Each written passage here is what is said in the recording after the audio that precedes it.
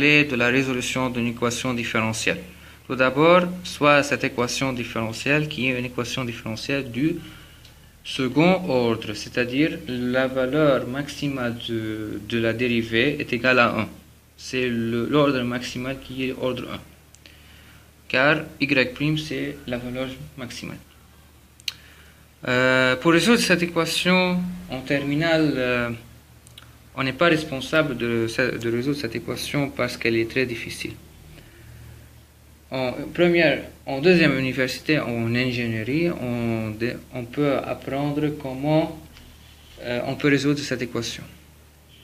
Mais on a donné un hint. À partir de ce hint, on peut résoudre cette équation différentielle. Pourquoi? Car on a posé ici z égale y multiplié par exponentielle x. Ce hint-là, si on peut calculer z ici, on peut tout simplement déterminer y. Parce que exponentielle x est une valeur connue, est une fonction connue plutôt. Si j'effectue la dérivée de z, j'obtiens cette forme-là, et lorsque je prends un facteur exponentiel x, j'obtiens cette forme-là. On remarque qu'on a y' plus y. Remarquez y' plus y. Alors, on peut remplacer y' plus y par sa valeur, parce que y' plus y égale en même temps cette valeur-là, et en même temps cette valeur-là. Donc, je remplace et j'obtiens cette équation-là. Alors, en effectuant la simplification, parce que l'exponentielle n'est pas jamais égale à 0, alors j'obtiens que z', qui est la dérivée de z, est égale à 2x. Alors, par intégration, j'obtiens que z égale x2 plus c.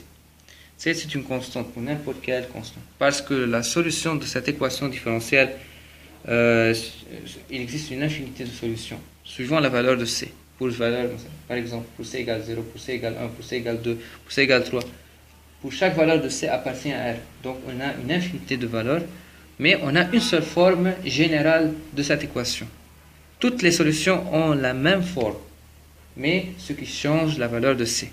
Donc, y, c'est un ensemble de solutions, non pas une seule solution.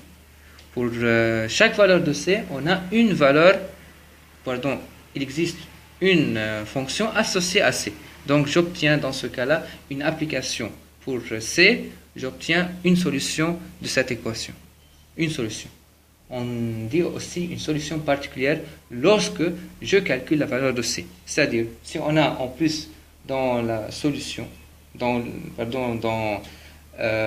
la question, par exemple, déterminer la solution de telle façon que y0, y pour x égale 0 égale 0. Alors j'obtiens ici, pour x égale 0, j'obtiens y égale, ici on a y égale 0, donc 0 égale c exponentielle moins 0, c'est-à-dire c égale 0. Donc dans ce cas-là, y égale x2 exponentielle moins x. Donc c'est une solution de cette équation.